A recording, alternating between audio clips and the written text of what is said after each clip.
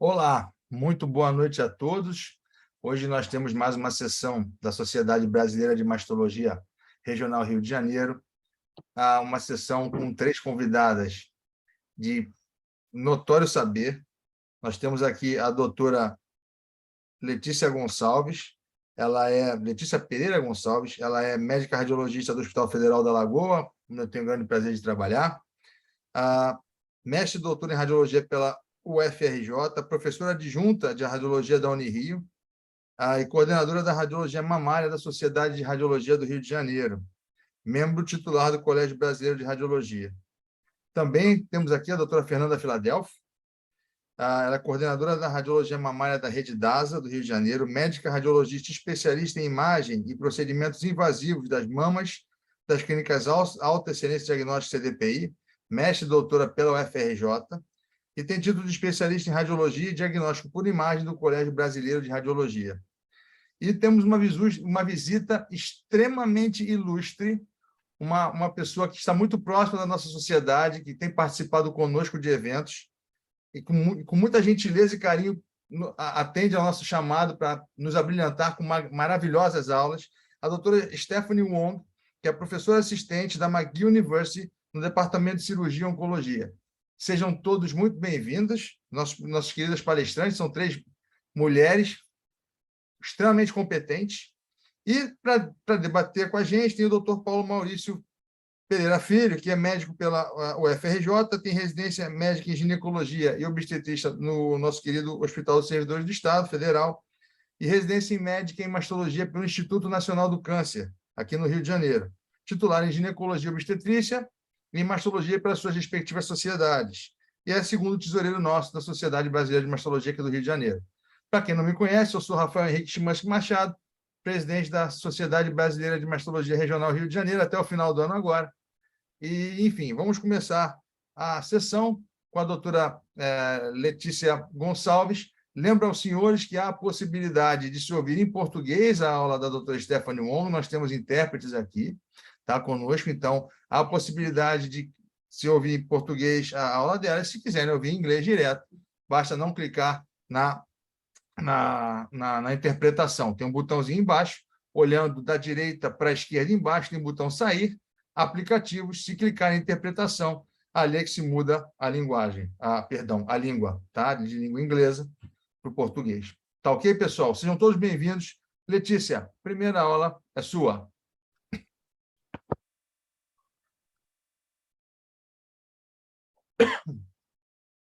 Obrigada, Rafa. Obrigada pelas apresentações.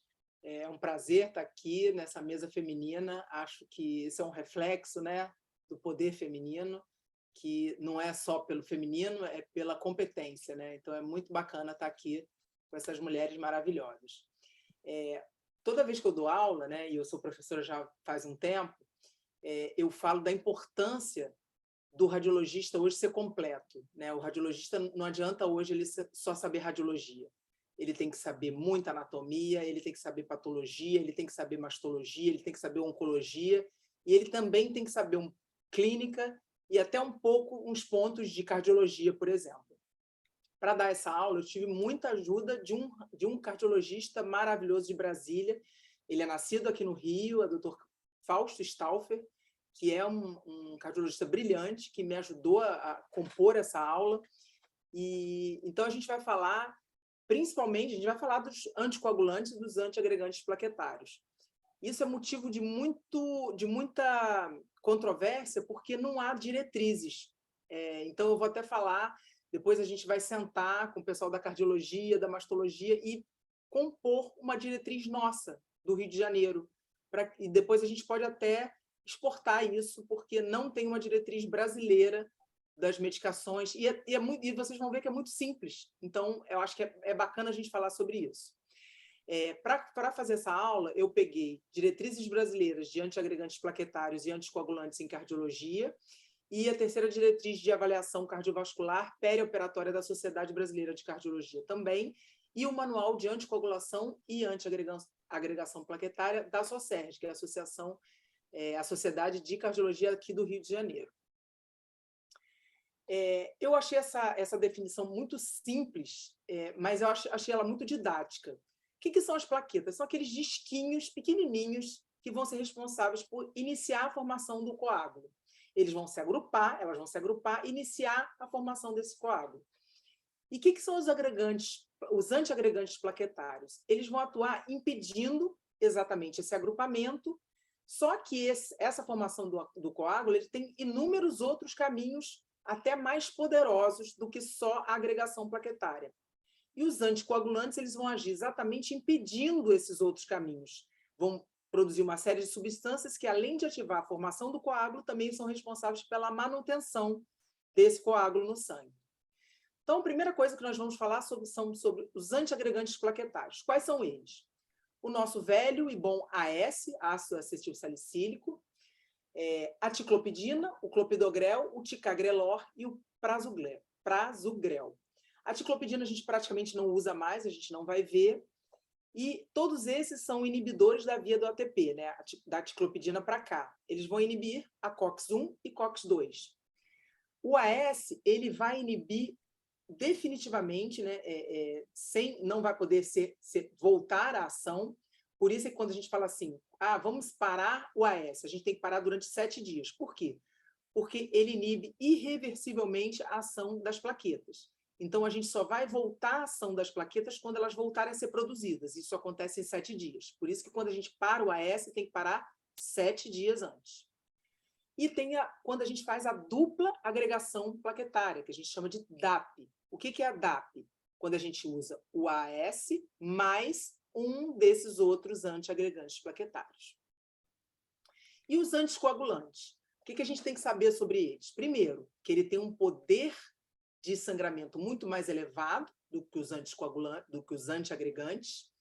E quais são eles? A velha e boa varfarina, que a gente conhece de muito tempo atrás, a enoxaparina, que é o anticoagulante, que é a heparina de baixo peso molecular, que é de fácil manejo. E aí são os novos anticoagulantes. Quais são eles? Rivaroxabana, eu tenho um pouco de dificuldade de falar esses nomes, apixabana, edoxabana e dabigatrana. Essas medicações, antigamente, a gente conseguia conhecê-las pelo nome comercial, mas já caiu já caíram esqueci a palavra. As patentes. Patente. Obrigada. Já caíram as patentes e agora tem um monte de nome comercial, então a gente já não consegue mais conhecê-las só pelos nomes, os nomes das marcas.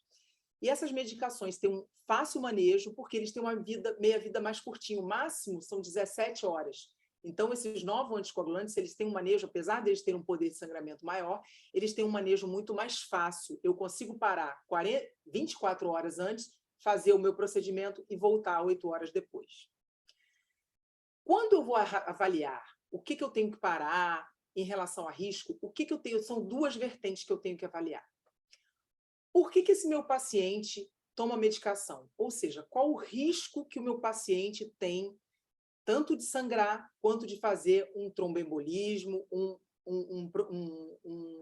um risco cardiovascular dele? Qual o risco que ele tem de fazer um AVC, um infarto e de sangrar? E a outra coisa é, qual o risco de sangramento do meu procedimento? Então, no primeiro caso, qual o risco tromboembólico dele? Por que ele está tomando a medicação? Qual foi a indicação? Ele teve um TEP? Ele tem uma FA? Ele tem uma fibrilação atrial? Ele colocou uma válvula mecânica ou biológica? Ele teve um infarto, um AVC? Uma insuficiência cardíaca? Em relação ao risco de sangramento, qual o tipo de procedimento que ele vai fazer? Ele vai fazer uma biópsia a vácuo? Ele vai fazer uma core? Ele vai fazer uma cirurgia, uma catarata, uma simples catarata? Então, esse paciente é um paciente renal crônico, que aumenta o risco, ele tem um AVC, e aí, quando eu começo a avaliar o risco tromboembólico desse paciente, a primeira coisa que eu tenho que saber é se ele é um paciente de alto risco, risco intermediário ou baixo risco. O que é um paciente de alto risco? É um paciente que teve uma TVP em menos de 3 meses, é um paciente que tem um coágulo prévio com anticoagulação interrompida, é um paciente com câncer ativo, com uma trombofilia. Então, eu vou usar uns scores de risco para ver se o meu paciente é um paciente de alto risco. É um paciente que usa uma válvula mitral mecânica, é um paciente de alto risco para trombo ou tromboembolismo. Agora, é um paciente que teve um TVP há mais de 2 meses, ele vai se encaixar num paciente de baixo risco. Então, tudo isso é importante quando eu vou avaliar o risco tromboembólico desse paciente. No outro ponto, eu vou ver o tipo de procedimento que ele vai fazer. É uma neurocirurgia? É uma cirurgia coronariana, de válvula? É uma cirurgia vascular? Esses são procedimentos de alto risco de sangramento. É um tratamento dentário de canal? É uma biópsia de pele ou uma cirurgia de catarata? Esses são procedimentos de baixíssimo risco. Então, eu não tenho que me preocupar muito com essas medicações, de parar as medicações. Em relação ao risco do paciente, eu uso o score de sangramento de Hasbled. E aí, se eu tenho mais do que 3 pontos no score de Hasbled, eu já considero esse paciente de alto risco. E o que está incluído nesses critérios, nesse score de risco? Hipertensão arterial, se esse paciente tem uma hipertensão maior do que 160 milímetros de mercúrio, se ele tem uma disfunção renal, disfunção hepática, se ele já teve um AVC prévio, se ele é um paciente idoso com mais de 65 anos, se ele abusa de drogas como anti-inflamatórios orais, né, anti-inflamatórios não hormonais, se ele abusa de álcool. Então, tudo isso, se ele tem mais de 3 pontos, ele já entra num risco de sangramento grande. E agora vamos falar das medicações propriamente. Os novoanticoagulantes. Os novoanticoagulantes, se eu estou falando de um procedimento de baixo risco, eu considero manter esses anticoagulantes, porque o risco de sangramento é muito baixo.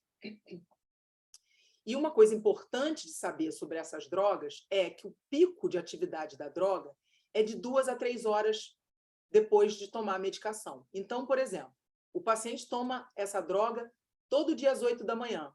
Eu marco o procedimento para as 8 da manhã do dia seguinte, o paciente toma a medicação hoje. Tomou a medicação. Amanhã ele faz o procedimento às 8 da manhã, ou seja, está longe do pico de atividade da droga, e retoma a tomar a droga às 10 da manhã.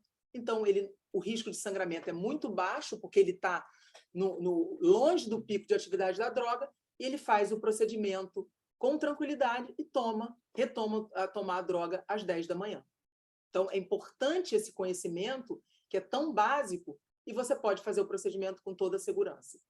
Aí está a importância de você não deixar essa informação para a mocinha da marcação, né? O agendamento ele tem que ser mais particularizado, né? Porque fica lá no papelzinho, AS, parar 7 dias antes. E tem alguns que estão assim, AS, parar 10 dias antes. Isso não pode ser dessa forma, e eu vou mostrar por quê. Como é perigoso fazer dessa forma receita de bolo para todo mundo. Em relação aos pacientes com alto risco de tromboembolismo, quando eu faço a biópsia a vácuo, que também é um procedimento de alto risco de sangramento, em pacientes que tomam o anticoagulante varfarina, eu tenho que interromper a varfarina 5 dias antes e aguardar um INR de 1,5, menor que 1,5, mas eu tenho que fazer um protocolo de ponte. Eu, radiologista ou mastologista, eu tenho que saber como é feito o protocolo de ponte? Não. Quem vai nos auxiliar nisso é o cardiologista ou o hematologista. Para isso, vai ser usada a heparina de baixo peso molecular, mas vai ser um protocolo feito pelo cardio ou pelo hemato. Mas a gente vai ver por que é importante isso. Quando o paciente usa o antiagregante plaquetário, o AS, quando é para prevenção primária, o que eu falo de prevenção primária? O paciente nunca teve um evento cardiovascular, nunca teve um AVC, nunca teve um infarto, então ele está usando o AS só para prevenção primária. Eu posso parar 7 dias antes. Por quê? Porque vários estudos já mostraram, inúmeros estudos já mostraram, que o AS para prevenção primária tem 0 benefício, não tem benefício. Então, eu posso parar com tranquilidade, porque não vai fazer a menor diferença. A gente vai ver que o problema está na prevenção secundária, aquele paciente que já teve um evento E aí o perigo dele ter um novo evento é muito maior, e aí o AS tem benefícios enormes. Então, para esses pacientes que recebem AS para prevenção secundária, e aí é o problema, a gente tem que manter essa dose em dose máxima de 100 miligramas. A gente sabe que tem alguns pacientes que usam 325, não tem necessidade, a dose máxima é de 100, mesmo para procedimentos de alto risco. Eu não posso tirar o AS do paciente que faz prevenção secundária. O paciente que já teve um evento cardiovascular, ele tem um risco enorme de fazer um novo evento na retirada dessa medicação. E aí, por que eu falo isso? E aí a gente fala assim, mas eu sou radiologista, eu não preciso saber. Eu preciso sim, porque eu sou médico e eu sou responsável por aquele paciente no momento antes do procedimento invasivo, enquanto eu estou fazendo o procedimento invasivo e das complicações que a Fernanda vai falar depois. Eu sou responsável por esse paciente em todas essas etapas. E aí, o efeito rebote da suspensão do AS, que pode acontecer em até 10% dos pacientes que suspendem o AS para prevenção secundária, isso é uma coisa muito grave, porque não é uma coisa insignificante. Se a gente for fazer um levantamento da quantidade de pessoas que tomam AS para prevenção secundária, sendo que doenças cardiovasculares têm uma prevalência absurdamente grande, 10% está longe de ser um número insignificante. Então, cerca de 10% dos eventos cardiovasculares agudos são precedidos de suspensão de AS. Então, aquela receitinha de bolo lá, o paciente vai fazer uma PAF, parar de fazer, suspender o AS 7 dias antes, 10 dias antes. Não pode. O paciente vai fazer uma PAF, uma CORE, e mesmo se for fazer VAI ou VAB, biópsia a vácuo ou excisão a vácuo, não pode parar o AS. Por isso, a gente não suspende o AS para prevenção secundária. Porque o AS, apesar de aumentar o risco de sangramento em 50%, esses sangramentos não são graves, porque a mama ela tem a grande vantagem da gente comprimir. Todo mundo que faz procedimento mamário invasivo, a gente sabe que comprimindo 5, 10 minutinhos ali em cima da paciente, a gente para o sangramento e o sangramento é autolimitado.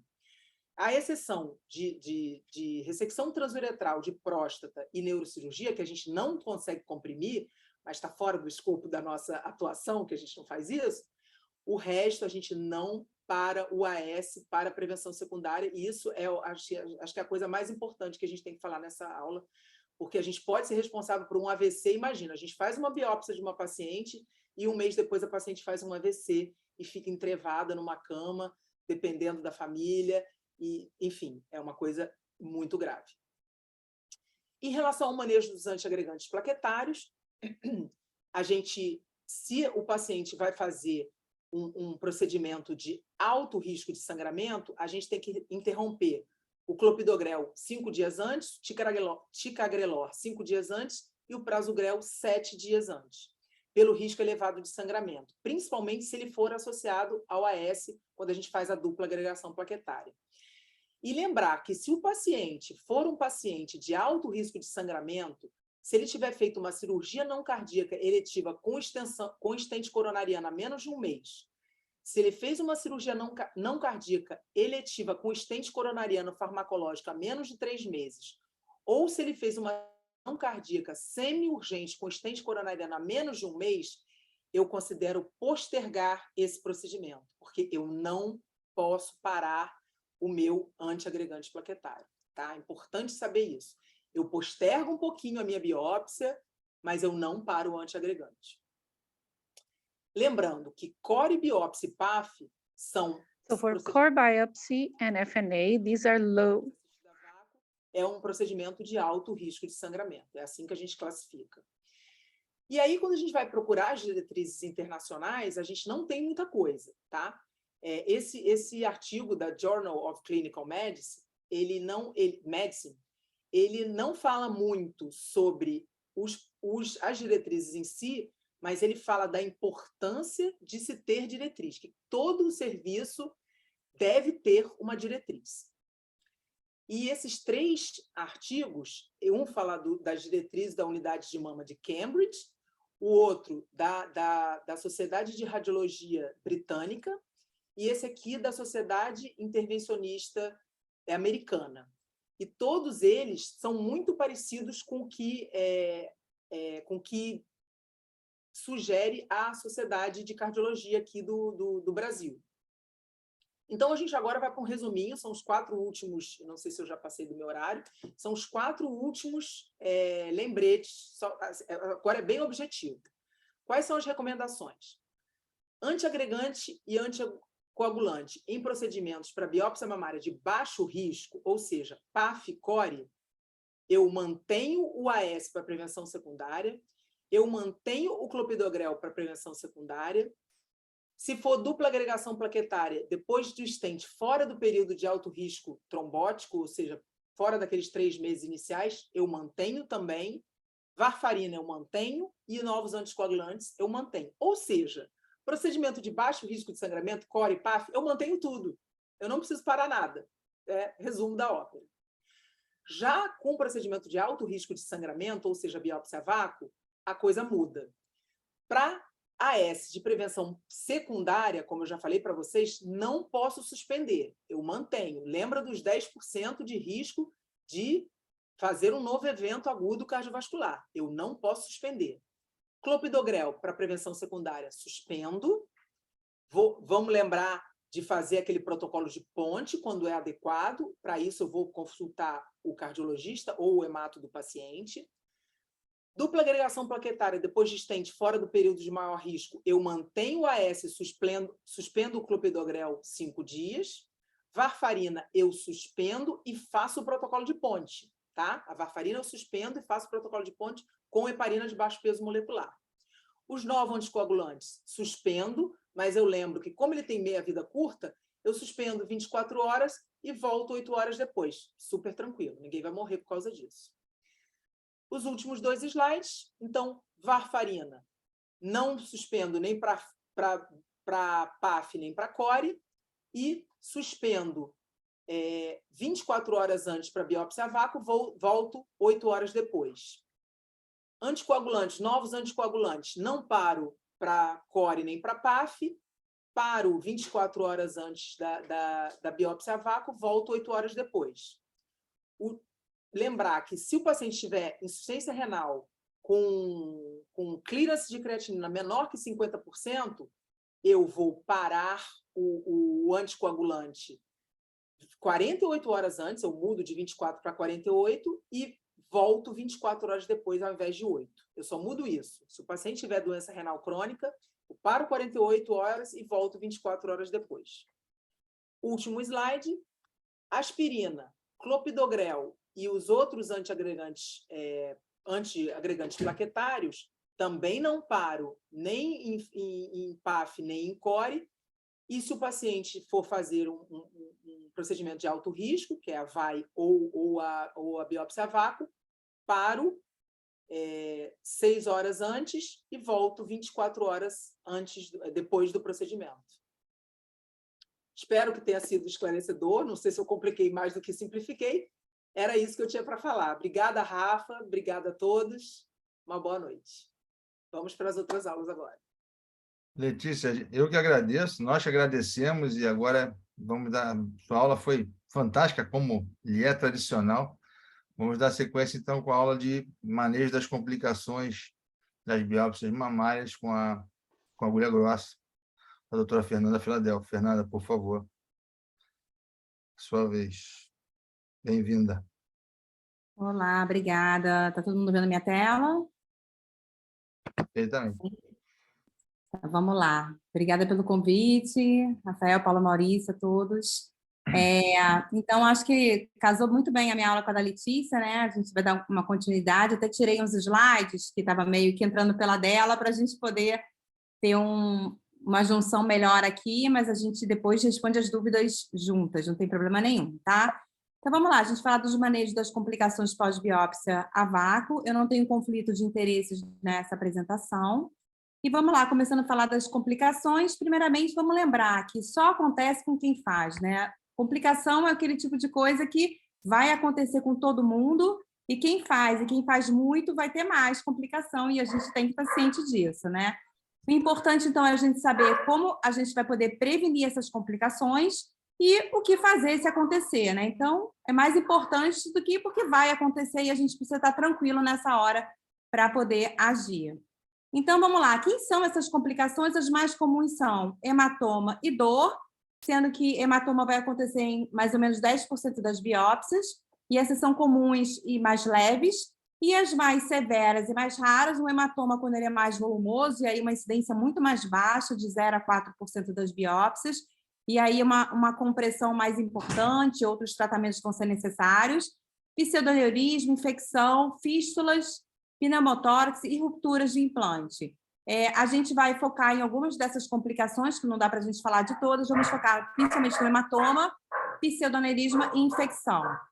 Eu vou falar rapidamente desse artigo, um artigo que meio que tentou falar das complicações como um todo, né, usando agulhas de 9 gauge, e esse artigo ele fala das complicações de biópsia a vácuo, né, de vários tipos de agulha. Foram 476 mil pacientes realizaram biópsias, dessas 6,7% das pacientes tiveram complicações, ou seja, menor que 10% ainda, apenas 319 pacientes tiveram complicações, sendo que 96% das complicações foram suaves, ou seja, é o que a gente vê realmente no dia a dia.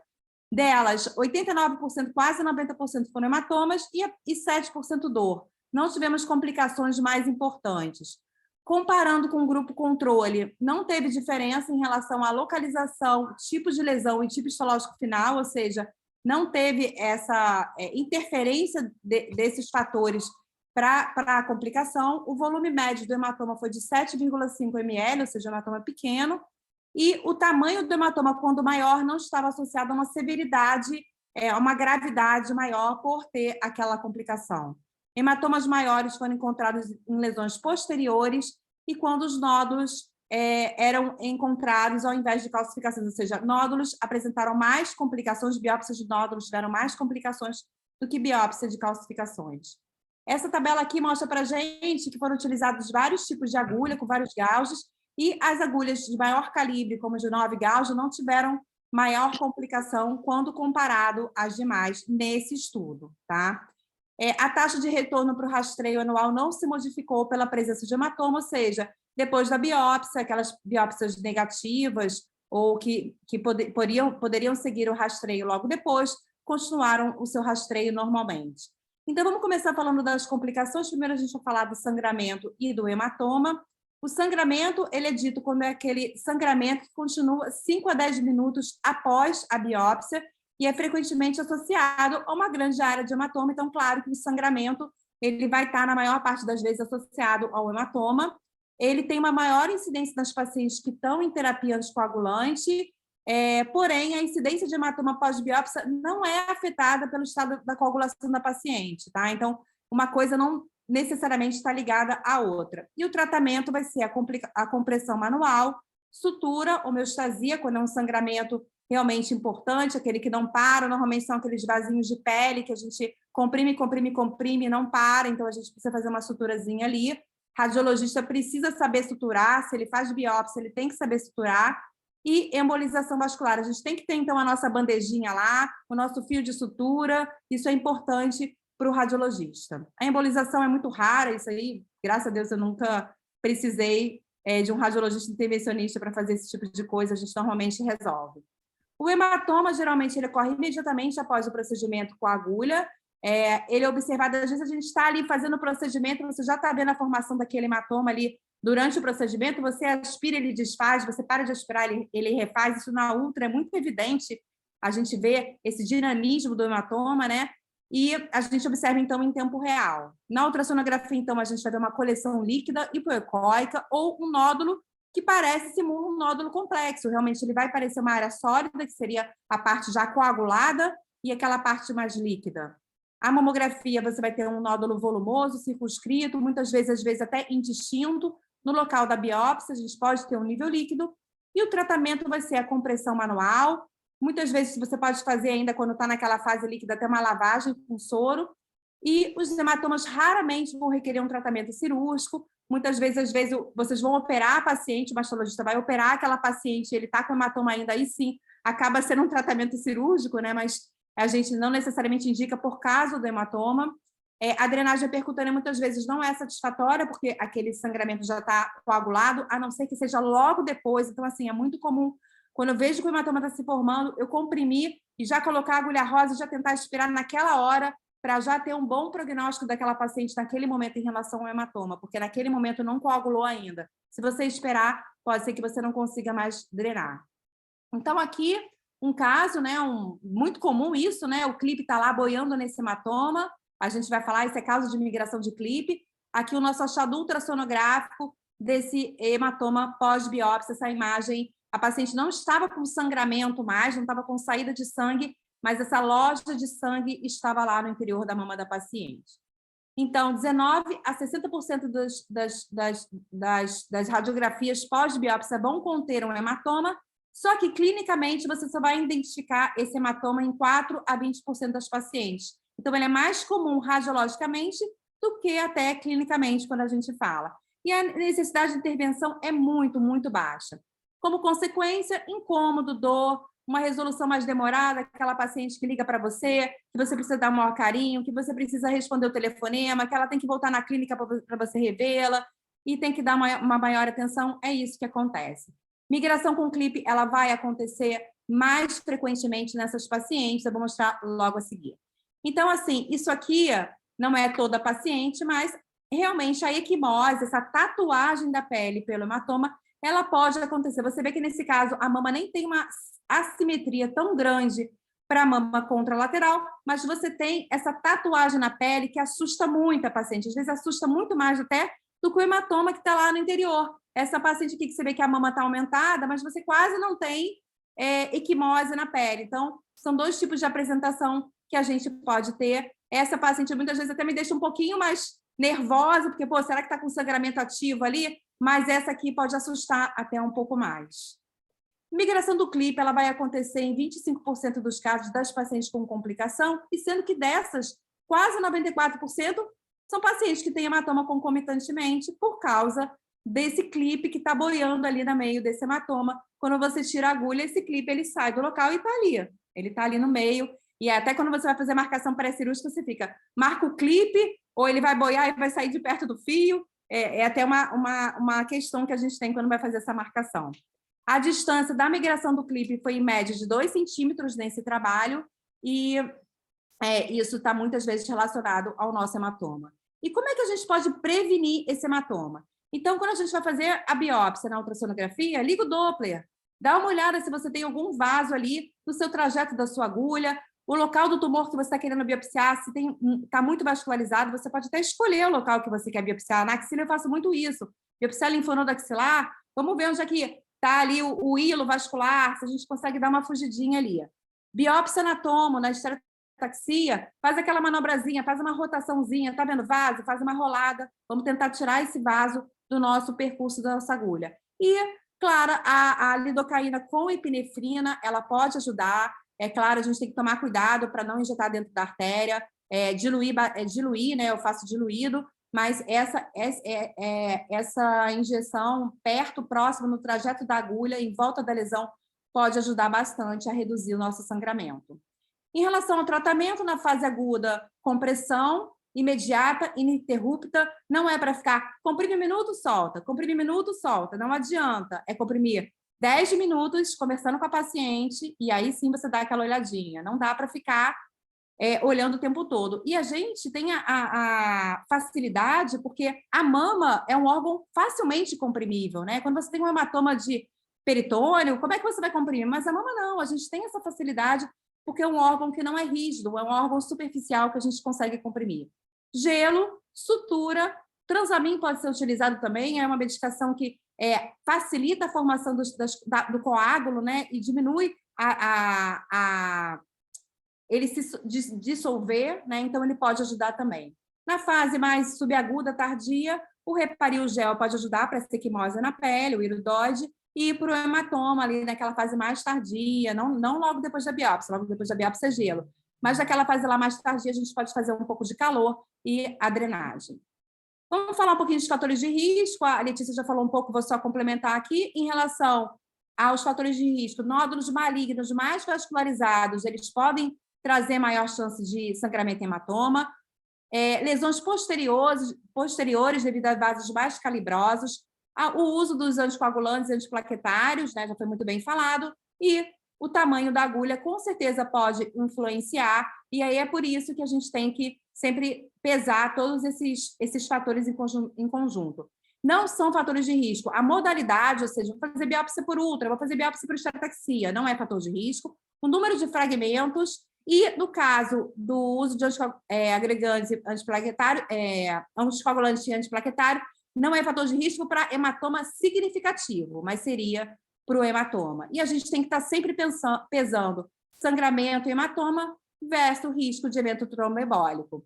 Esse trabalho aqui ele foi feito pela Sociedade Breast Imaging Society dos Estados Unidos, do Colégio Americano de Radiologia, e mostra como é que as pessoas, muitas vezes, estão perdidas em relação a esse assunto, né? Então, foi um trabalho multicêntrico, né? Onde as pessoas, elas suspendiam a anticoagulação, recomendavam a suspensão da anticoagulação por diversos fatores.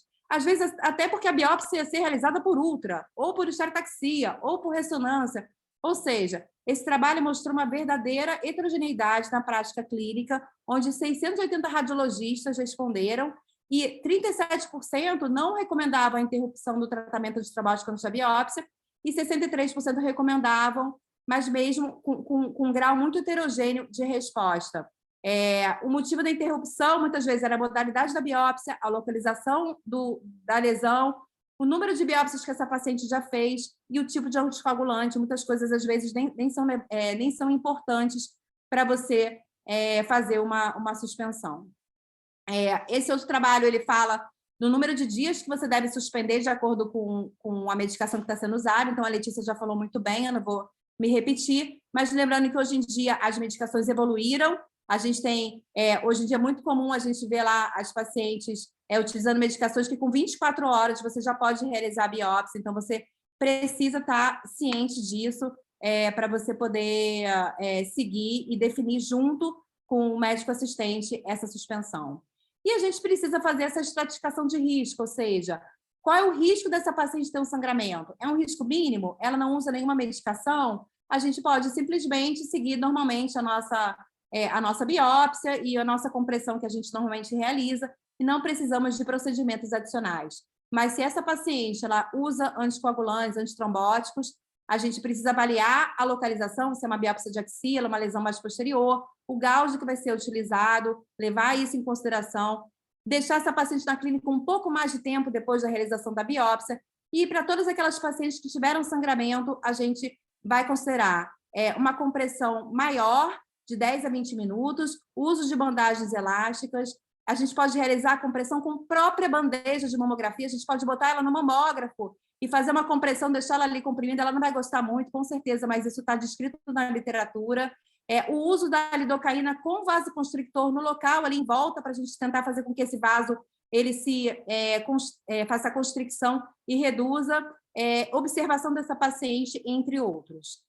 Então, como mensagem final, a gente tem a biópsia percutânea da mama e axila, elas vão apresentar um risco pequeno, então a gente não deve nem suspender sempre essa terapia antitrombótica, mas os pacientes devem ser considerados os fatores de risco que vão aumentar o sangramento e avaliar o calibre da agulha, a localização da lesão e avaliar também a farmacocinética desse anticoagulante antitrombótico que está sendo utilizado.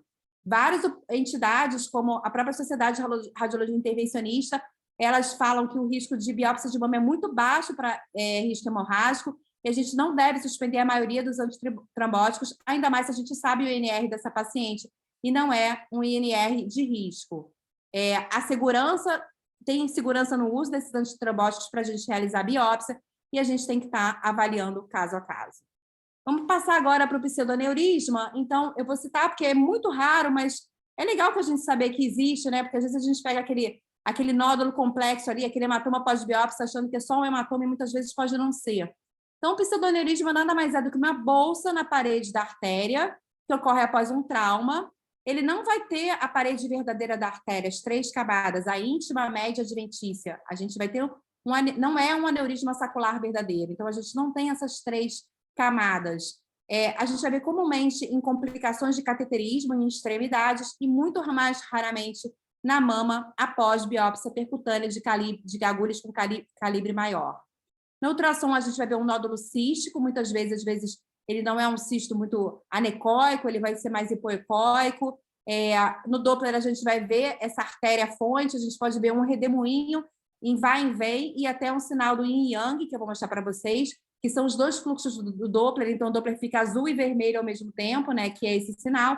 E no Doppler pulsátil, a gente pode ver esse vai e vem do fluxo sanguíneo. Então, aqui, o pescoço da artéria, onde a gente pode ver, e o redemoinho dentro dessa lesão. E aqui, ó, aqui a artéria se enchendo com sangue e o nosso pseudoaneurisma. Aqui o sinal do yin yang, então a artéria alimentando esse pseudoaneurismo e esse sinal do redemoinho e o fluxo indo e voltando. O tratamento vai ser a observação, principalmente em pseudoaneurismo de pequeno pescoço, né, de pequena alimentação, e normalmente um curativo, e se essa paciente não usa antitrombótico, vai resolver. Nos casos que não resolver, compressão focal, com a ultrassonografia, então a gente vai comprimir 20 a 30 minutos e depois olhar com o Doppler se aquilo ali foi efetivo, né? Então, aqui no caso, a gente vê uma artéria que realmente ela teve resposta e ela, depois da compressão, pós-compressão, ela realmente teve uma importante redução ali, teve uma resposta. Injeção de trombina também pode ser realizada, isso é bem mais raro, mas isso pode ser realizado. Aqui um caso até de um artigo, onde mostra a agulha aqui e a completa resolução desse fluxo sanguíneo após a injeção. Em outros casos, mais raramente, injeção de álcool, embolização percutânea e, em último caso, uma cirurgia aberta. Vamos falar também da infecção, que é o que todo mundo teme, né? Ela é bastante rara, né? Qualquer procedimento em que a pele é penetrada pode acarretar um risco de infecção. A infecção requer um tratamento com antibiótico, mas ela é muito raro a gente ter uma infecção importante na mama, 0,1 em cada 1000 casos, né? O mais comum é a mastite, então você vai ter sintomas como dor, vermelhidão, calor, enquanto a febre é bastante rara. É importante a gente diferenciar do abscesso, que seria uma infecção um pouquinho mais grave, porque no abscesso a gente vai ver algumas áreas heterogêneas, hipoecóicas, espessamento de pele, linfonodos axilares inflamatórios podem ser vistos. Na mamografia também esse espessamento de pele, uma assimetria focal, pode ser um nódulo e até uma distorção no local ali da biópsia, onde está formando aquele abscesso, e o tratamento é o antibiótico.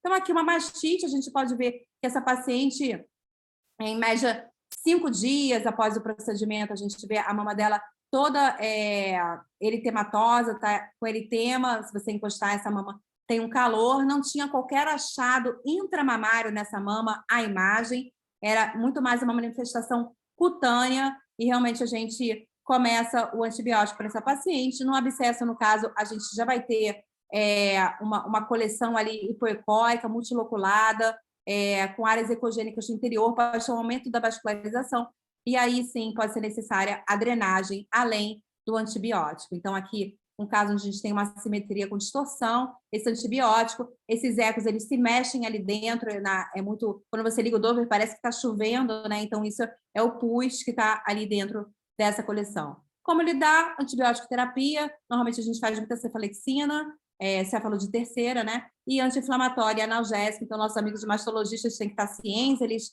entram nesse tratamento junto com a gente, você liga, conversa, vê o que é melhor, porque a gente tem que seguir essa paciente em conjunto.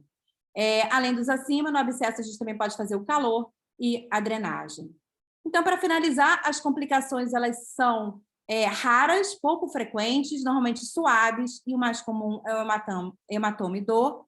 Os antitrombóticos não devem ser suspensos de imediato, a gente deve avaliar cada paciente, dados da biópsia, da lesão, tipo de mama da paciente, o tipo de antitrombótico, e, claro, é uma decisão que deve ser tomada em conjunto com o médico que receitou esse antitrombótico.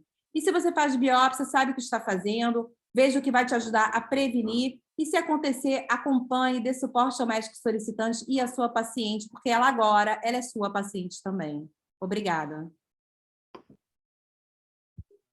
Muito obrigado, Fernanda, pela aula brilhante, como é tradicional também.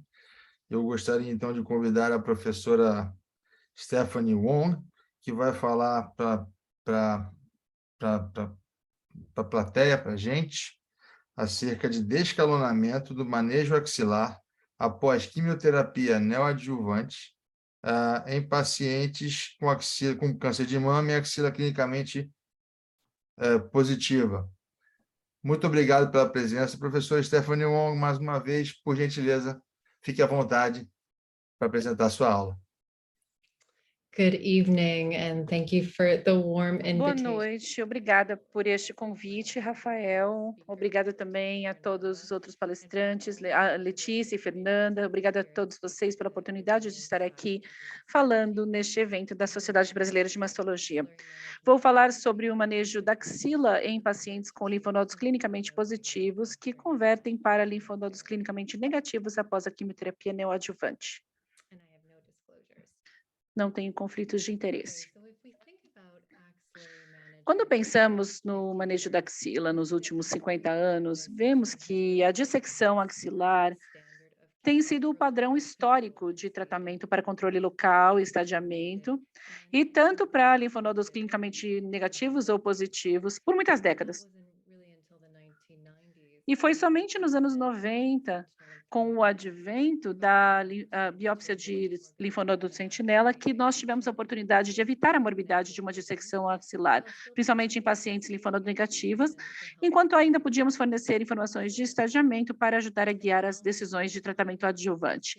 Desde aquela época, estamos vendo um descalonamento estável e progressivo da cirurgia axilar, com vários estudos explorando a omissão do estadiamento axilar nas pacientes de baixo risco, com linfonodos clinicamente negativos, que têm um ultrassom negativo. Mas e as pacientes com linfonodos clinicamente positivos? Será que podemos descalonar a cirurgia axilar nessas pacientes também? Principalmente naquelas que têm linfonodos clinicamente positivos, mas respondem de forma favorável à quimioterapia neoadjuvante e se tornam clinicamente negativas?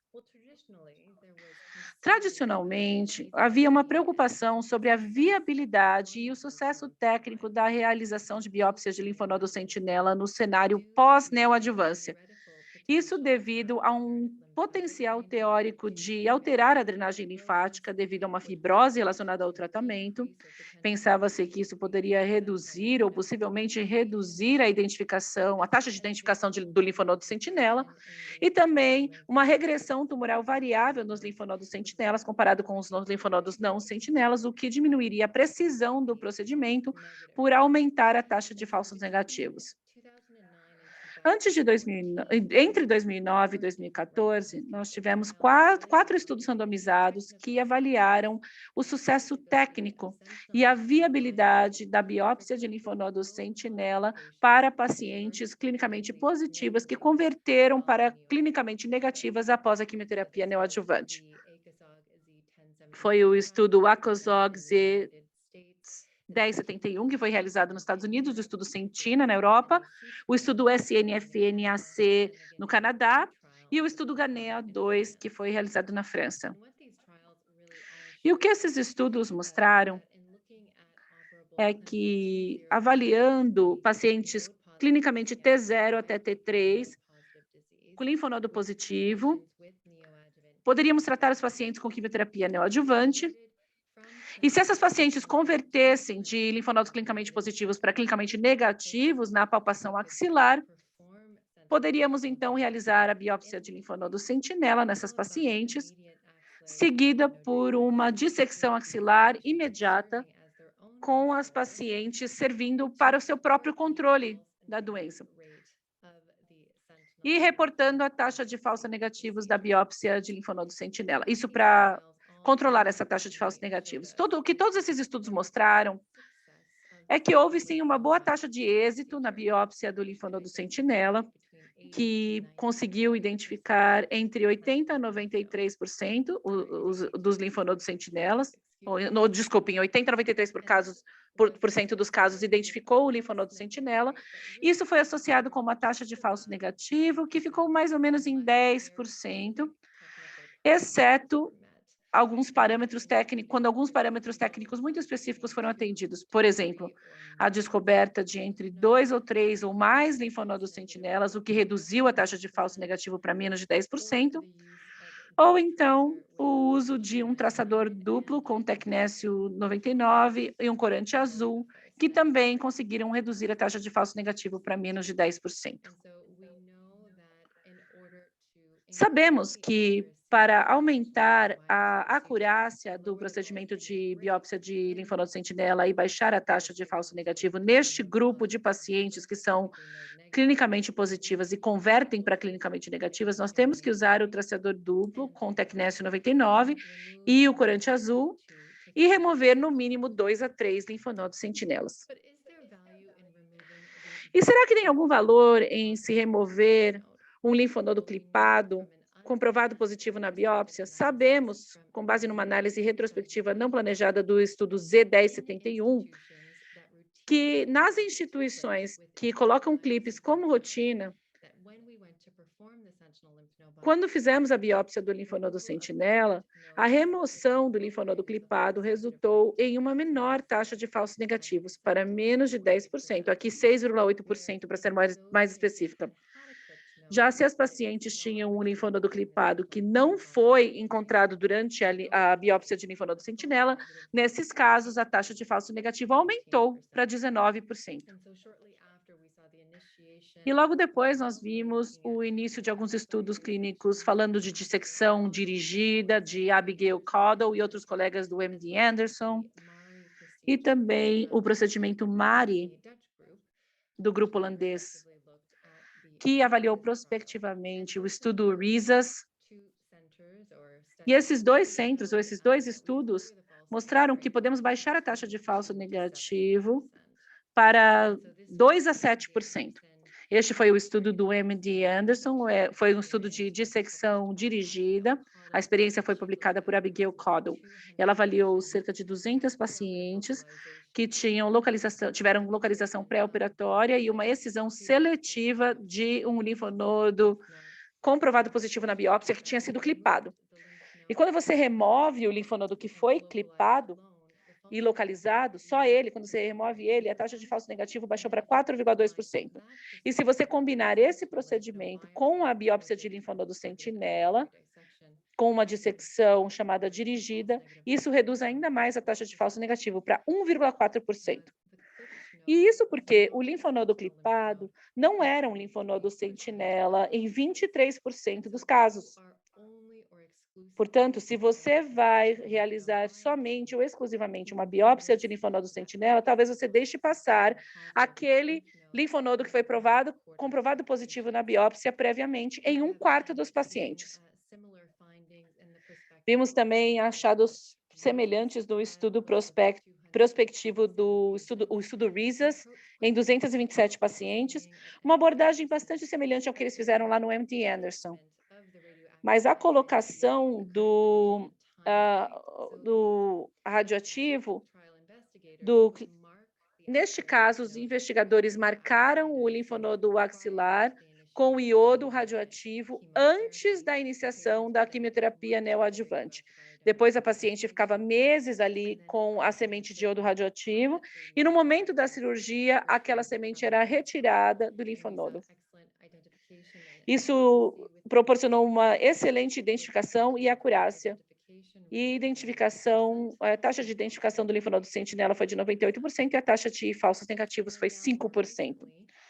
E mais recentemente, o grupo alemão e do estudo TATU dos alemães e dos suecos em pacientes operáveis com câncer de mama CT0 a T3, fizeram uma suspensão de carbono purificado e depois fizeram quimioterapia neoadjuvante. Eles realizaram a biópsia de linfonodo sentinela e o procedimento de dissecção dirigida com o linfonodo tatuado não sendo o linfonodo sentinela em 50% dos casos, o que baixou a taxa de falsos negativos para 6,2%. E realmente queremos maximizar a redução da taxa de falsos negativos, porque sabemos que isso está associado com a menor quantidade de doença residual axilar. E isso também diminui a probabilidade de deixar passar pacientes que poderiam se beneficiar de um escalonamento da terapia adjuvante. Este é o nosso estudo ProJetter. Nós temos aqui uma paciente com linfonodo clinicamente positivo que faz uma biópsia de linfonodo e é considerada clinicamente positiva. Colocamos o clipe, tratamos com quimioterapia neoadjuvante. Após o tratamento, fazemos os exames de imagem pós-tratamento e também o exame clínico da axila. E se a paciente continua clinicamente positiva, essas pacientes são triadas e vão direto para a dissecção axilar. Agora, se elas convertem para clinicamente negativas, nesse caso, fazemos uma biópsia de linfonodo sentinela com remoção do linfonodo localizado e clipado com um procedimento de dissecção dirigida. Vou tentar mostrar um vídeo para vocês que mostra um pouco dos detalhes do procedimento. O candidato ideal para uma dissecção dirigida é a paciente que tem linfonodos ipsilaterais palpáveis, imóveis, embora também façamos esse procedimento em pacientes clinicamente N2 após tratamento neoadjuvante. A avaliação por ultrassom da axila confirma a adenopatia com linfonodos aumentados, espessamento maior de 3 milímetros e ausência do hilo gorduroso. Além da biópsia da massa, nós fazemos uma core biópsia no linfonodo mais suspeito com colocação de um clipe. Depois confirmamos se o clipe está bem colocado dentro do linfonodo axilar nas imagens pós-biópsia. Neste caso, o exame patológico demonstra um câncer de mama HER2 positivo, negativo para receptor de estrógeno com metástases axilares. A paciente faz uma ressonância pré-tratamento para avaliar a extensão da doença, com tumor primário medindo 3,2 centímetros em 2 linfonodos anormais no nível 1 e nível 2, respectivamente. Depois ela faz quimioterapia neoadjuvante com TCHP por 6 ciclos, administrados para um downstaging do tumor primário e da axila, e também para facilitar a avaliação da resposta in vivo e o escalonamento da terapia adjuvante no contexto de uma doença residual. A ressonância pós-tratamento foi realizada para avaliação da resposta e mostrou uma regressão de intervalo bastante acentuada do realce não nodular na mama, com linfonodos anormais que não são mais visualizados aqui. Considerando essa resposta clínica completa ao tratamento neoadjuvante, a paciente escolhe uma cirurgia conservadora e é candidata para dissecção dirigida, dissecção axilar dirigida, porque é clinicamente negativa. Para facilitar a cirurgia conservadora, é usada o iodo radioativo, que é colocado pelo radiologista adjacente ao clipe 1 a 4 dias antes da operação. Para facilitar a dissecção dirigida no contexto de uma resposta clínica completa na axila, uma semente de iodo 125 também foi colocada adjacente ao clipe axilar 1 a 4 dias antes da operação. Depois fizemos a dissecção axilar dirigida.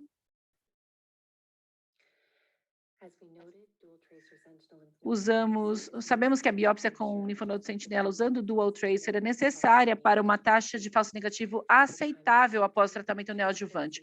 No momento da cirurgia, 2 a 4 cc's de corante azul e 0,5 MCIs de tecnésio 99 são preparados. Os 2 a 4 cc's de corante são colocados subareolares e o tecnésio intradérmico periareolar são infiltrados na mama, no intraoperatório, e massageamos por 5 minutos antes da incisão.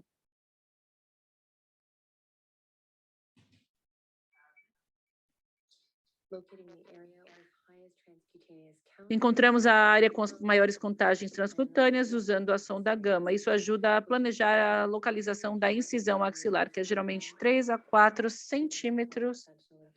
Depois fazemos a biópsia do linfonodo sentinela, usando o tecnésio 99 e removendo os linfonodos que ficarem azuis, palpáveis ou que contenham contagens elevadas.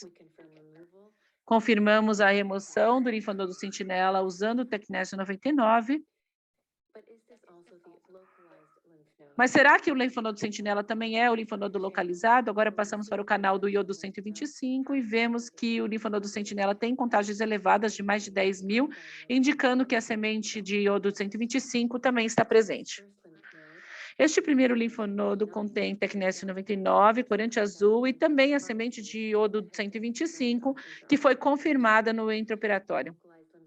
O linfonodo localizado, portanto, também é um linfonodo sentinela, como é visto em 75% dos casos.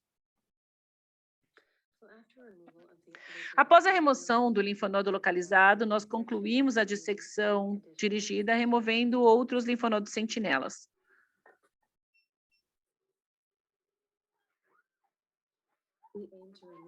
O objetivo é remover no mínimo 2 a 3 linfonodos. Um mínimo de 2 se o linfonodo clipado for removido com outro linfonodo sentinela durante a dissecção dirigida, ou no mínimo 3 se nenhum clipe tiver sido colocado antes da quimioterapia neoadjuvante ou se o linfonodo clipado não foi localizado antes da cirurgia, o que não deixaria a gente realizar uma dissecção dirigida. A análise de congelamento intraoperatório é realizada em todos os linfonodos removidos e no contexto de ausência de doença residual, não é necessário fazer mais nenhuma cirurgia axilar. Este foi o caso aqui. O exame patológico final mostrou a remoção de 3 linfonodos sentinelas, um contendo a semente de iodo 125 e todos com alterações relacionadas ao tratamento. A paciente chegou a uma resposta completa patológica na mama e na axila e não foi necessária nenhuma outra cirurgia axilar. Por outro lado, quando há doença linfonodal residual, é necessário fazer uma dissecção de níveis 1 e 2.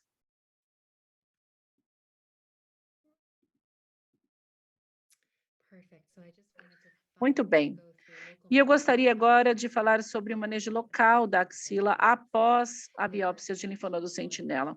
Há 2 estudos em andamento, eles são estudos complementares que avaliam exatamente essa pergunta: como nós devemos continuar o manejo da axila em pacientes com linfonodos clinicamente positivos que convertem para clinicamente negativas e fazem a biópsia de linfonodo sentinela ou uma dissecção dirigida. Para essas pacientes que têm uma biópsia de linfonodo sentinela negativa, a NSABP, o estudo ARTOG, o NSABP-B51-RTOG,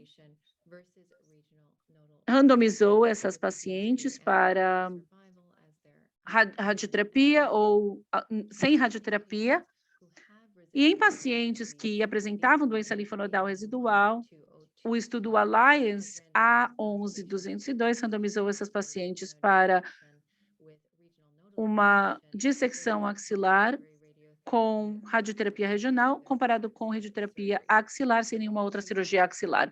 Esses 2 estudos estão quase concluindo a inclusão e também já estão analisando os endpoints. E estamos ansiosos para ver os resultados nos próximos anos. Agora, era isso que eu queria compartilhar com vocês hoje. Mais uma vez, eu agradeço pela oportunidade de estar aqui hoje e estou disponível para perguntas. Muito obrigado, doutor Stephanie Wong, por mais uma palestra brilhante, por ter atendido o nosso gentil convite, com uma gentileza maior ainda, como mulher tradicional também, é de hábito, ela sempre responde com uma gentileza ímpar. Fiquei muito feliz, antes de passar para o Paulo, de ver como a Letícia trouxe aqui que não existe receita de bolo, aquelas recomendações gerais não dá mais para a gente aplicar, já não é de hoje. Fernanda passou muito bem pelas questões das complicações que a gente traz e como a paciente tem que ser manejada. A gente vê agulhas mais grossas e os fatos adversos acontecendo com uma frequência um pouco maior às vezes. Nós que estamos na linha de frente de tratamento e pedido de biópsia, a gente vê, quanto maior a agulha, maior a chance de hematoma, não tem jeito. E as pacientes estão tendo uma sobrevida maior agora, do ponto de vista de ter mais idade para a vida e com qualidade maior e com estado geral muito bom. E essas pacientes chegam com carcinoma e a gente tem que pedir procedimento de biópsia. E no procedimento de biópsia, elas vão usar mais medicação e a chance de complicação aumenta se não souber manejar. E, mais uma vez, além das 2 palestras brilhantes de Letícia e Fernanda, a gente teve a palestra fantástica da doutora Stephanie Wong, onde a questão do TED foi muito bem abordada e eu fiquei muito feliz no vídeo de ver que quando o linfonodo bate o linfonodo sentinela bate com o linfonodo marcado, bastam 2, se não bater, aí não tem jeito, tem que tirar 3 linfonodos sentinela marcados a moda SN-FINAC e ZD71 e Sentina. Então, Paulo, fica à vontade. Eu não estou vendo pergunta nenhuma aqui no chat. Fica à vontade para fazer suas considerações e perguntas, porque realmente as aulas foram fantásticas e trouxeram muita informação para a gente. Obrigado, Rafa. Queria agradecer à diretoria da Sociedade pelo convite, parabenizar pela escolha dos temas e dos palestrantes. Aulas realmente fantásticas. A aula da Fernanda e da Letícia se complementaram, mostrando a importância de uma anamnese bem feita, das orientações que a gente deve fazer no consultório. E a aula da doutora Stephanie também brilhante, trazendo o que tem de mais moderno e mais atual na questão da cirurgia axilar. Pessoal da plateia, quem quiser fazer perguntas, por favor, pode enviar também. Da aula da Letícia, então, aquela questão que não tem receita de bolo, aquela interrupção de 7 dias padrão para todo mundo, é algo que realmente não se aplica mais.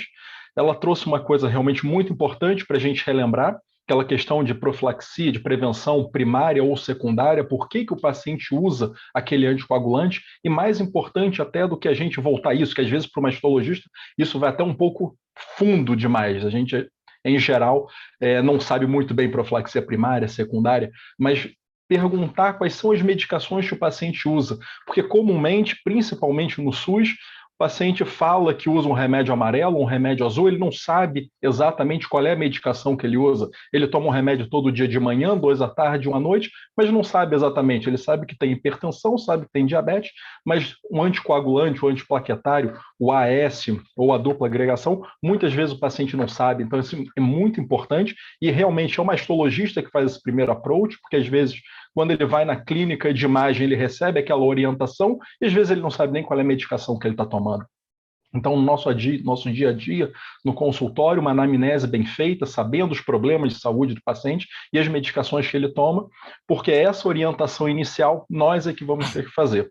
Então, a Letícia fez uma revisão extremamente ampla, extremamente bem feita, de quando que a gente deve parar, quando que a gente deve suspender. Em geral, nas situações de prevenção primária, que é LAS, você pode suspender, e naquelas situações de prevenção secundária, aquela balança sempre vai mais para o benefício de você manter a medicação, salvo aquelas situações específicas de biópsia a vácuo, que você tem um risco um pouco maior de sangramento, você suspender as medicações específicas, mas você pesar muito bem isso de acordo com a patologia e com o passado, com o background do paciente. Já teve um TEP, já teve TVP, tem fibrilação atrial, tem válvula cardíaca, a gente saber pesar isso e avaliar exatamente quando interromper, quando não interromper, e se tiver dúvida, que com certeza a gente sempre tem dúvida com relação a isso, tem um cardiologista, um hemato, tem alguém para conversar junto, que com certeza vai ter essa orientação muito mais na ponta da língua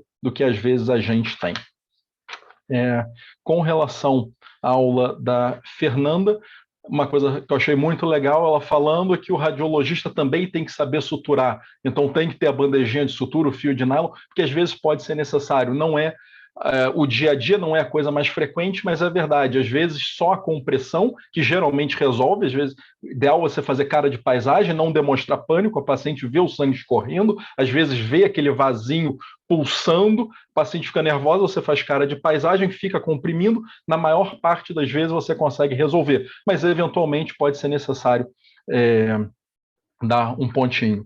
Uma outra dica muito interessante que ela deu, quando você vai fazer a biópsia, ver a vascularização, jogar o Doppler na imagem e tentar fugir de algum vaso um pouco mais significativo que possa implicar num sangramento um pouco maior.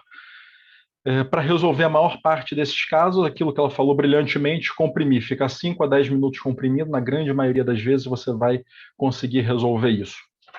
A questão do pseudoaneurisma realmente foi algo muito interessante para lembrar. Eu nunca vi, nem tinha ouvido falar da questão de formação de pseudoaneurisma em mama como complicação, mas é um diagnóstico diferencial que você só pode levantar se você realmente conhecer, se você souber que existe.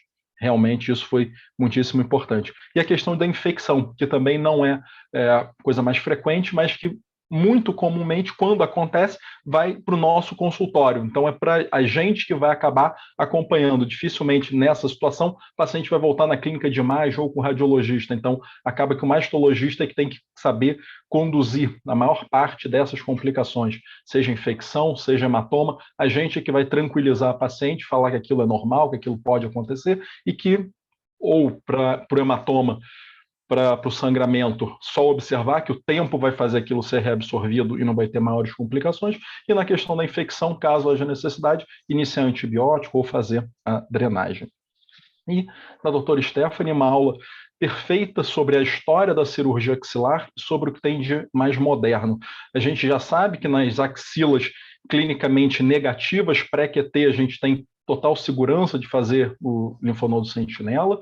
Naquelas axilas que eram positivas e que se converteram a axilas negativas, que até alguns anos atrás o pessoal ainda levantava um certo questionamento se poderia ser feito, a gente já sabe que a gente tem total segurança, os dados do 1071, do Sentina, do FENAC mostraram isso. E uma coisa muito interessante, muito importante, a questão da clipagem do linfonodo. Isso aí é algo que, sem dúvida nenhuma, reduz drasticamente a taxa de falso negativo.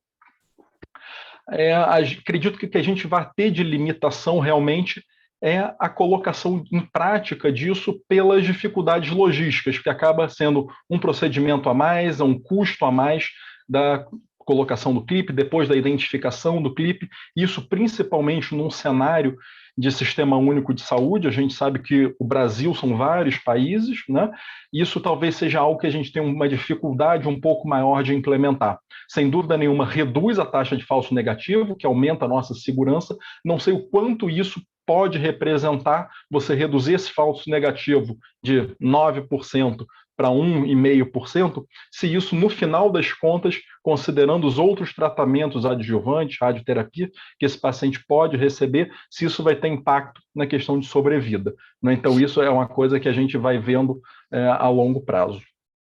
E com relação ainda aos últimos estudos que ela comentou, o NSABP B51 e o Alliance, que realmente a gente está ansioso para ver esses resultados, para ver se numa axila que permaneça positiva com linfonodo sentinela, se vai haver necessidade de prosseguir a cirurgia e fazer o esvaziamento axilar. Essa realmente é a pergunta que enche a gente de ansiedade pelos próximos anos. Né? A gente saber se a gente vai continuar esvaziando ou se a gente vai poder deixar de esvaziar e fazer só a radioterapia. A gente sabe que a cirurgia da axila, a gente está descalonando cada vez mais, então a gente está vendo que cirurgias radicais na axila cada vez são menos necessárias, então talvez a gente consiga esse resultado para esse caminho, que a radioterapia e os demais tratamentos adjuvantes que possam ser feitos talvez consigam segurar a doença e a gente não precisar adicionar mais morbidade cirúrgica para o paciente.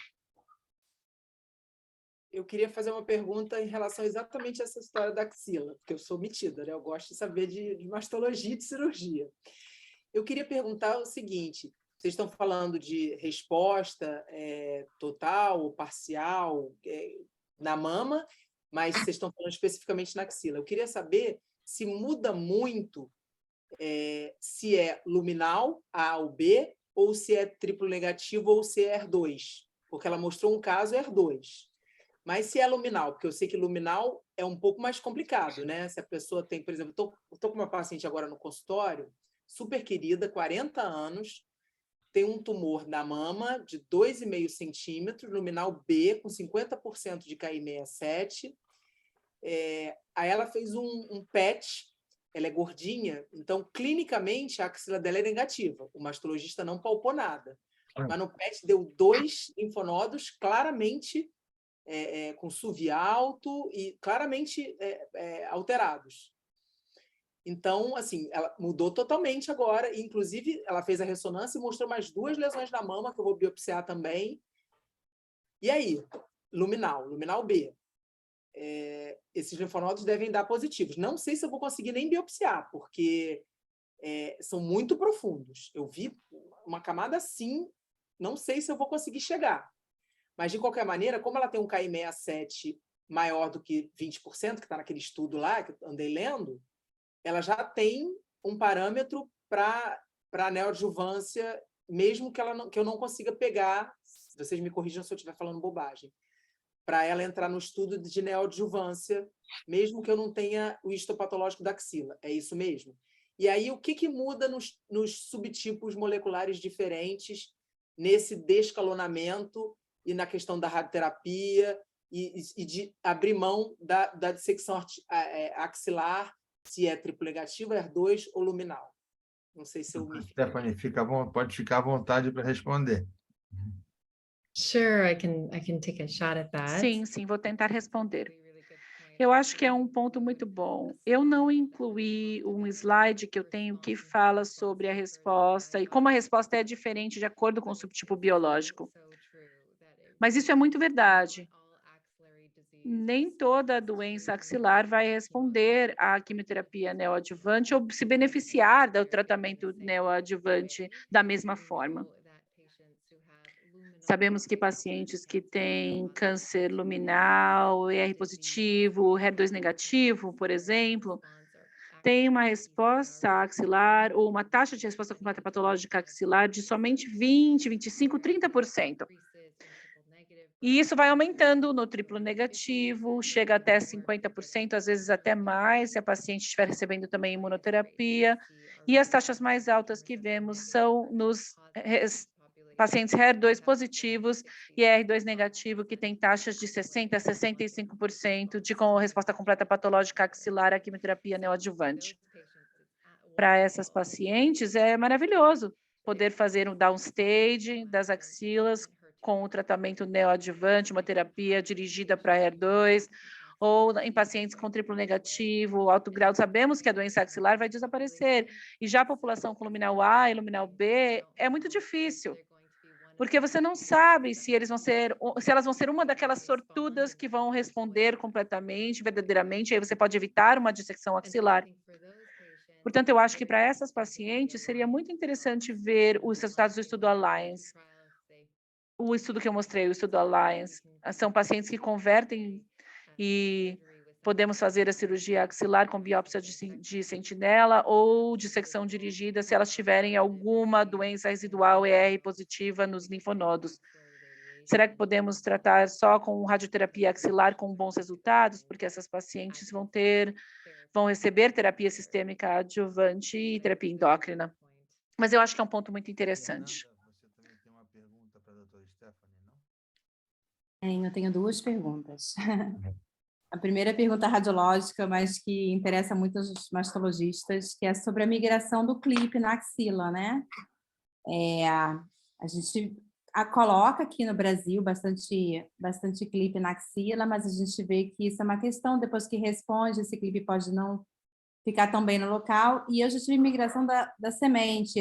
O clipe estava lá na córtex, coloquei a semente junto, mas a paciente também era uma paciente mais gordinha, com um linfonodo muito profundo, e na hora da cirurgia, a semente e o clipe saíram de perto do linfonodo e foram lá para trás, e foi um mastologista ligou, e eu tenho a imagem que comprova que estava lá. Então, eu não sei se aquele tecido ele fica mais friável, fica um tecido mais mole, e não prende tão bem o clipe e a semente depois da resposta.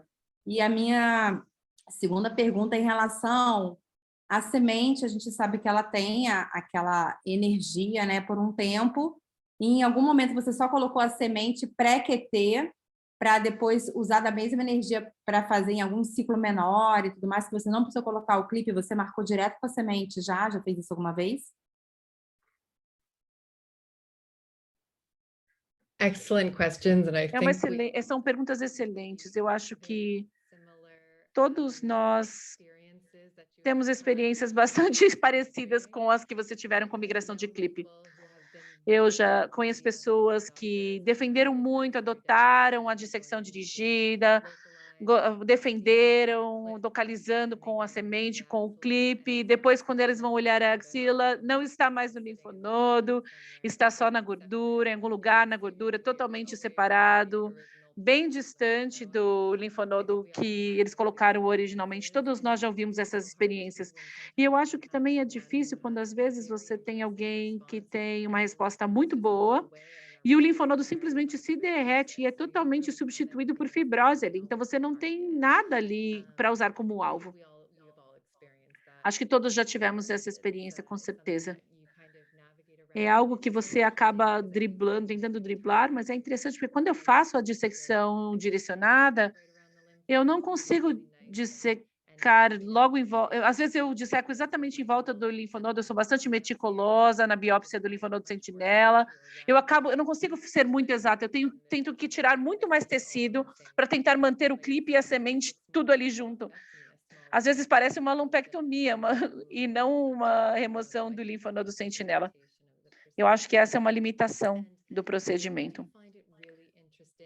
E eu acho muito interessante o procedimento MARI dos holandeses, colocar as sementes de iodo radioativo antes da quimioterapia neoadjuvante.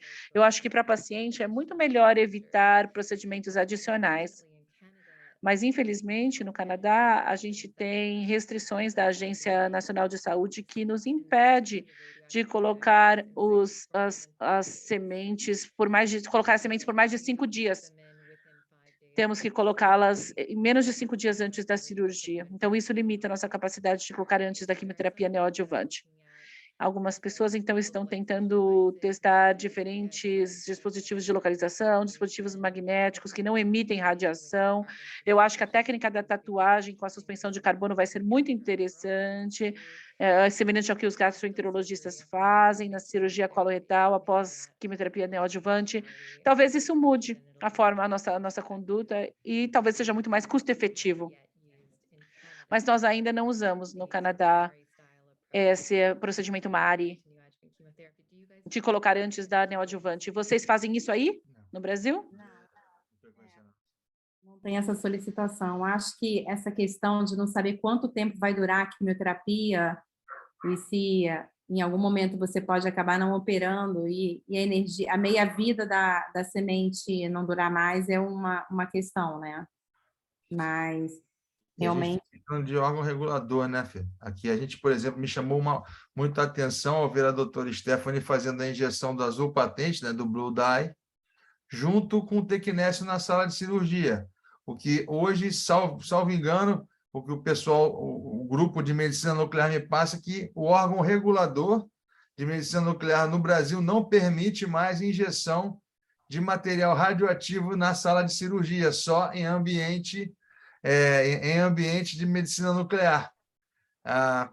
Enfim, deve ter seus motivos, óbvio, obviamente a gente respeita. Da mesma forma que a semente de iodo também tem algumas restrições de manipulação, né? E, enfim, eu fiquei muito feliz de ver a injeção dos 2 elementos para o linfonodo sentinela, tanto o Blue Dye quanto o Tecnesse 99, marcando se pode ser fitato, nanocoloide, enfim, tanto são as opções. Agora, uma dúvida que eu fiquei na questão do TED foi quando o linfonodo sentinela marca, ele também é aquele que, ou seja, que tem tecnésio ou azul, ou ambos, enfim, mas também está marcado com a semente e com o clipe, só se precisa remover mais um sentinela, seria isso. Se ele não tiver, tem que tirar, se ele tiver marcado com semente e clipe, ou seja, o linfonodo que foi previamente biopsiado, mas ele não for o sentinela, tem que se remover outros 3 ou bastam 2? Ou seja, um total de 3 ou 4. Isso que eu não entendi muito bem. Desculpa, eu não entendi muito bem ali. Yeah, I usually consider that if Eu geralmente considero que se você remover o linfonodo clipado, eu sempre começo com o linfonodo clipado.